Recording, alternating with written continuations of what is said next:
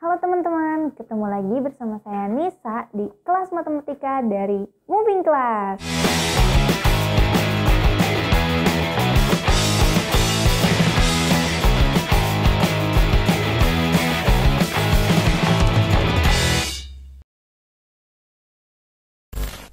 Nah, sekarang kita akan bahas polinomial part 2, yaitu tentang nilai dari fungsi suku banyak. Di video sebelumnya, kita sudah bahas di part 1, yaitu tentang konsep dan operasi polinomial. Di video sebelumnya, aku udah kasih 3 pertanyaan. Ayo, udah pada dikerjain belum? Ini dia pembahasan soalnya. Ini dia untuk pembahasan soal yang minggu lalu aku kasih. Untuk soal yang pertama, di sini ada tentukan bentuk aljabar berikut yang merupakan polinomial. Ingat ya teman-teman, syarat polinomial itu pangkatnya adalah bilangan bulat positif dan dia tidak memiliki fungsi trigonometri di mana sudutnya belum diketahui. Yuk kita cek sama-sama. Di sini yang A ini pangkatnya X pangkat 6, berarti ini benar ya. Untuk suku selanjutnya di sini ada min 2X pangkat 3, ini juga benar karena dia bilangan positif. Lalu di sini ada trigonometri teman-teman. Ada tan pi per 4. Tapi di sini sudutnya sudah diketahui. Pi per 4, atau kalau kita rubah menjadi bentuk sudut, pi itu kan 180 ya teman-teman. 180 dibagi 4 itu 45 derajat ya teman-teman. Jadi di mana trigonometrinya di sini sudutnya sudah diketahui, tan 45 derajat. Kalau seperti itu dia masih termasuk polinomial. Selanjutnya di sini ada X per 2. Di sini X-nya berarti pangkat 1 ya teman-teman. Berarti dia juga masih bilangan bulat positif. Dan di sini ada konstantanya. Berarti yang A ini adalah merupakan bentuk polinomial. Selanjutnya kita cek yang B ya teman-teman. Yang B di sini ada X pangkat 5. Sudah memenuhi ya. Lalu ada min 3X pangkat 2, itu juga sudah memenuhi. Ditambah 2 per X. Nah, di sini ada per X. Kalau X-nya di bawah, kalau kita ubah ke bentuk persamaan yang di atas, berarti kan 2 dikali X pangkat min 1 ya teman-teman. Jadi dia berubah dan jadi bilangan bulat negatif. Nah, pada polinomial itu syaratnya pangkatnya harus bilangan bulat positif. Jadi ini tidak termasuk ya teman-teman. Lalu kita lihat yang C. Di sini masih memenuhi. Yang ini juga masih. Nah, di sini ada persamaan trigonometri di mana ada sudut yang belum diketahui ya teman-teman. Di sini masih nilainya tan X, berarti di sini masih X. Kita belum tahu sudutnya berapa derajat. Nah, untuk polinomial itu tidak boleh, berarti ini tidak memenuhi bentuk polinomial ya teman-teman. Kita cek lagi yang D, kenapa dia bukan polinomial. Yang ini benar, yang ini benar, yang ini cos pi. Pi itu 180 derajat, berarti dia memiliki sudut ya teman-teman. Nah, di sini ada 2 per X pangkat 2 nih. Kayaknya ini yang bikin dia bukan merupakan polinomial. Kalau kita ubah ke bentuk bukan bentuk pecahan, dia jadi X pangkat min 2 ya teman-teman. Nah, di sini 2, dia berubah jadi min 2. Nah, ini yang tidak memenuhi bentuk polinomial. Selanjutnya yang E, di sini ada 5X pangkat 2, ini masih benar. Nah, di sini nih ada 2X cos X per 2. Di sini sudutnya belum diketahui, dia masih merupakan persamaan trigonometri. Jadi dia bukan bentuk polinomial. Ngerti kan teman-teman? Ingat ya, kesimpulannya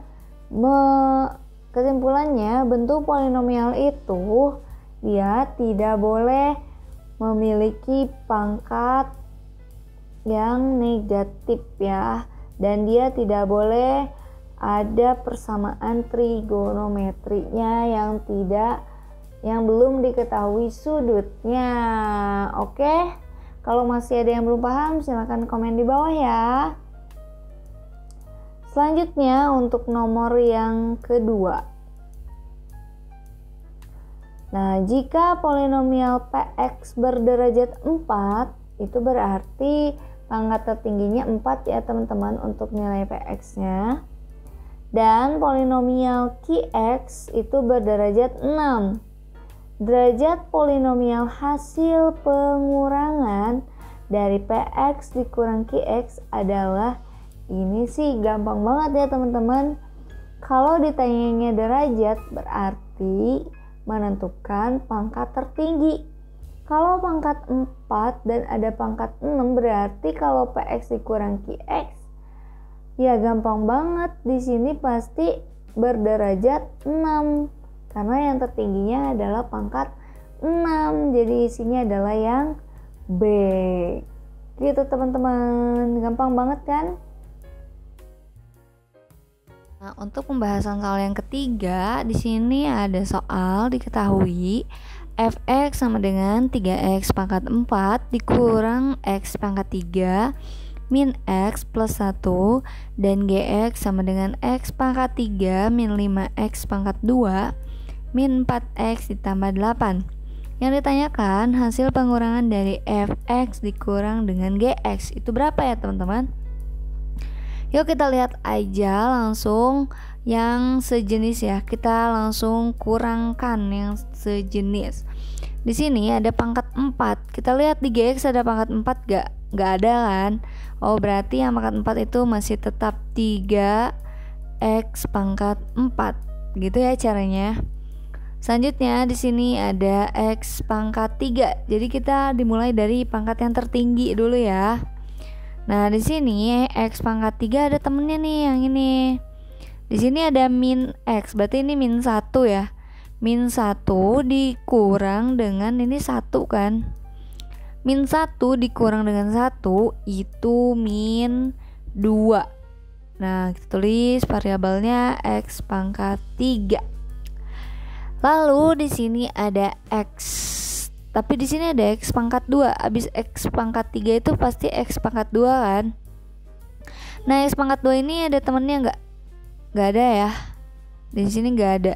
Jadi di sini ada 0 dikurang min 5. Berarti min ketemu min jadi plus ya. Jadi dia plus 5x pangkat 2. Oke. Karena di sini 0 kan x pangkat 2-nya ya. Jadi 0 dikurang min 5. Jadi min ketemu min jadi plus. Iya, jadi plus. Selanjutnya di sini kalau udah x pangkat 2 berarti kita pakai x pangkat 1 atau x aja ya. Nah, di sini ada min x dan di sini ada min 4x. Min x berarti min 1. Min 1 dikurang min 4. Min ketemu min plus lagi nih. Jadi min 1 ditambah 4. Berapa nih teman-teman? Yep. Plus 3 ya. Plus 3x.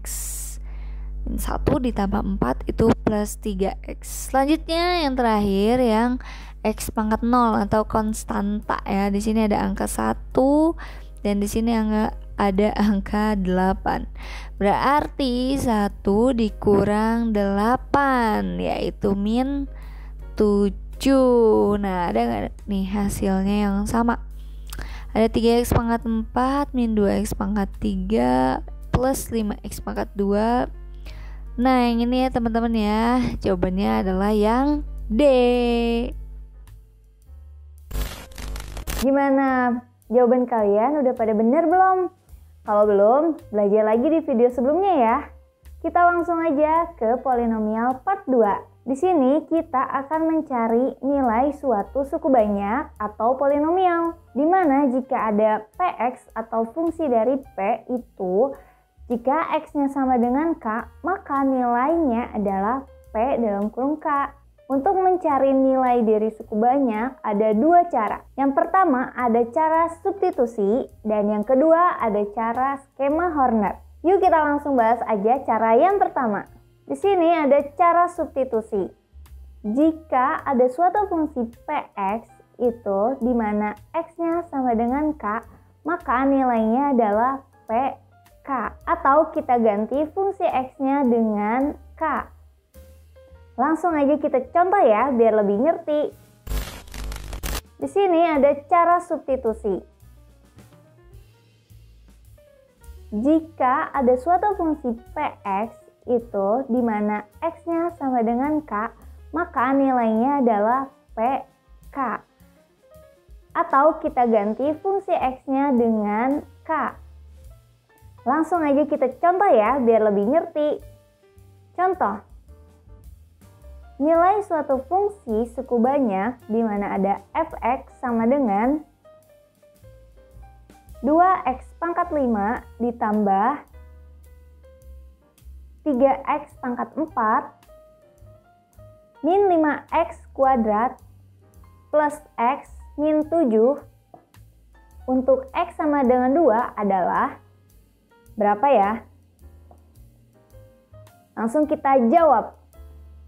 Sesuai konsepnya, dimana kalau ada fx dan x-nya sama dengan k, di sini nilai k-nya adalah 2, berarti x-nya sama dengan 2. Nah, kita ganti aja semua variabel dengan angka 2. Jadi, yang tadinya fx itu diganti dengan 2. Jadi, f dalam kurung 2 sama dengan, nah setiap sukunya yang memiliki variabel x, kita ganti dengan angka 2 ya.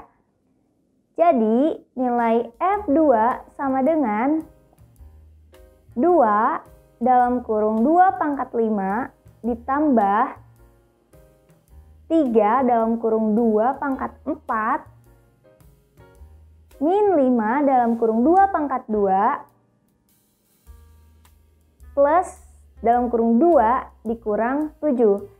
Kita pakai dalam kurung ya agar mudah membedakan pengganti variabel menjadi suatu angka. Kalau udah kayak gini gampang banget, kita langsung jumlahkan saja. 2 dikali 2 pangkat 5 itu sama dengan 64. Ditambah 2 pangkat 4 itu 16, jadi 3 dikali 16 dikurang 5 dikali 2 pangkat 2 itu 4 plus 2 min 7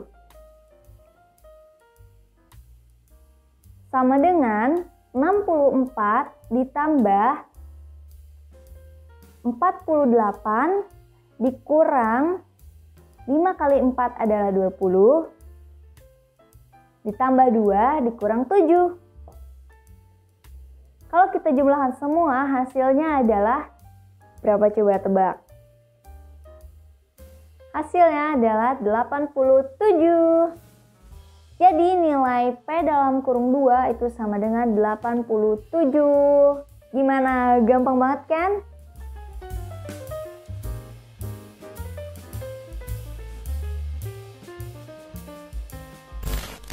Nah, itu dia cara yang pertama, yaitu dengan menggunakan substitusi atau mengganti nilai X menjadi suatu angka yang ditentukan dari soalnya. Selanjutnya cara yang kedua, yaitu dengan cara skema Horner. Konsepnya kayak gini.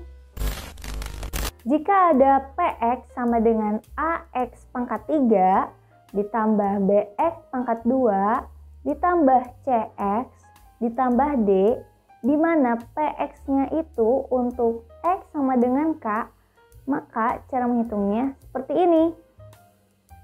Kita bikin garis seperti ini. Lalu kita tulis semua koefisiennya di sini. Syaratnya pangkatnya harus dari pangkat yang tertinggi sampai ke konstanta ya.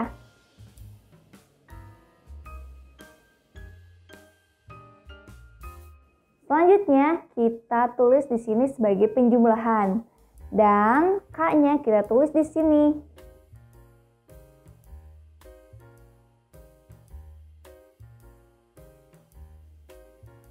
Lalu cara menghitungnya gampang banget. Kita tinggal turunin aja yang ini ke sini. Lalu dikalikan dengan K dan ditulis di sini. Selanjutnya kita tinggal jumlahkan ke bawah. Jadi B ditambah AK jadi B plus AK. Selanjutnya hasil dari sini kita kalikan lagi dengan nilai K. Dan disimpan lagi di sini. Dan seterusnya sampai ke angka yang terakhir. Setelah sampai yang terakhir dijumlahkan, maka nilai yang di akhir itu adalah nilai dari suatu fungsi tersebut. Masih bingung? Kita langsung aja ke contoh soal.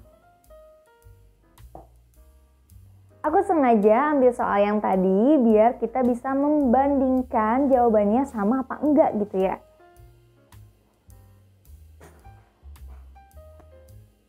Kita langsung aja contoh soalnya. Jika ada fx sama dengan 2x pangkat 5 ditambah 3x pangkat 4 min 5x pangkat 2 plus x min 7, di mana x-nya itu sama dengan 2. Kita langsung aja gambar bagannya. Pertama kita susun dulu semua variabelnya dari pangkat yang tertinggi. Sini ya, x pangkat 5, x pangkat 4, x pangkat 3, x pangkat 2, x, dan x pangkat 0. Selanjutnya kita tulis semua koefisien yang ada di fungsi fx. Di sini koefisien dari x pangkat 5 adalah 2, berarti kita tulis 2 di sini. Selanjutnya di variabel x pangkat 4 koefisiennya adalah berapa? 3, benar banget. Terus di sini ada x pangkat 3, sedangkan di fungsi fx-nya tidak ada x pangkat 3. Berarti nilai koefisiennya kita tulis 0. Selanjutnya dari x pangkat 2 di sini ada koefisien min 5. Lalu di x pangkat 1 ini koefisiennya ada 1. Dan yang terakhir di sini ada x pangkat 0 atau biasa kita sebut dengan nilai konstanta atau suku tetap. Di sini ada min 7. Setelah kita tulis semua koefisiennya, kita tulis juga nilai k-nya, yaitu di sini 2. Kalau udah kayak gini, kita langsung hitung aja. Pertama, koefisien yang di sini kita langsung turunkan aja ke bawah. Jadi 2. Lalu 2 ini dikalikan dengan nilai K. Di sini 2. Berarti 2 dikali 2 adalah 4. Kita tulis di sini ya. Selanjutnya 3 yang atas dijumlahkan dengan 4. Jadi hasilnya adalah 7. Setelah itu kita kalikan lagi dengan nilai K yang tadi 2. Jadi 7 dikali 2 adalah 14. Kita simpan lagi di sini. Lalu 0 ditambah 14 itu sama dengan 14. Selanjutnya kita kalikan lagi. 14 dikali 2 adalah 28. Min 5 ditambah 28 itu 23. 23 kita kalikan lagi dengan angka 2 jadi 46. Lalu kita jumlahkan 1 ditambah 46 sama dengan 47. Lalu kita kalikan lagi 47 dengan angka 2 yaitu 94. Dan kita jumlahkan lagi min 7 ditambah 94, hasilnya adalah 87. Nah, nilai yang terakhir ini adalah suatu nilai dari fungsi f(x). Jadi nilai f dalam kurung 2 atau di mana x-nya itu nilainya sama dengan 2, maka nilai fungsi tersebut adalah 87. Gimana? Cocok gak sama cara yang pertama tadi? Nah, setelah kamu paham dua cara yang tadi, cara mana nih yang paling kamu suka? Tulis di komentar ya. Sekarang, biar makin lebih paham untuk materi ini, silakan teman-teman kerjakan soal berikut ini.